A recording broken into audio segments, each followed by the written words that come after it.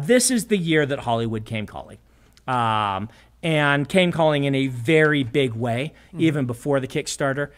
They saw that basically all of Hollywood was watching and saying that fantasy can work that is not Game of Thrones, The Witcher, and Shadow and Bone, and plenty of other excellent properties. I mean, Arcane is another fantastic example. They're like, oh, people like these, and it can be done with if it's not George R. R. Martin. And every one of those studio execs has had someone say, well, get us one of these, or get us more of these.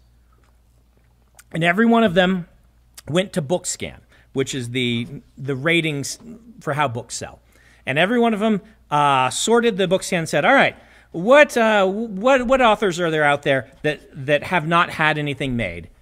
And far as I can tell, I am the best-selling, I'm definitely the best-selling science fiction fantasy writer who has never had an adaptation. I might be the best-selling author in the world who has never had an adaptation. That's hard for me to say because it's harder to penetrate different subgenres and figure out where their sales factors are. And, it depends on what you count as adaptation. But basically, they all arrived at the same name. And then the Kickstarter happened, and they were already calling, and then they started calling more. And so this is the year where I've had to take numerous meetings with all of the streaming services, right, and a large number of the various studios and producers and things, and that takes time. It just takes a lot of time to be on all those meetings, and we will bear fruit from this eventually. But I am being very careful.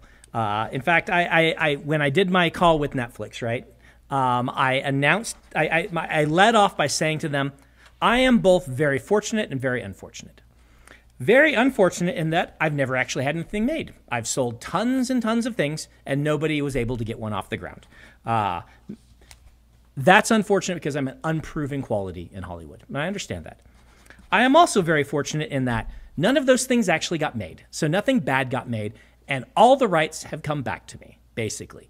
And here I'm sitting in a world where everyone wants fantasy, and I have my rights, and I can say yes or no. That puts me in a very good position also, then I don't need the money. Hollywood does not know what to do with people who don't need their money. It's very bizarre to them. So we get to be very discerning and picky with what we want to do.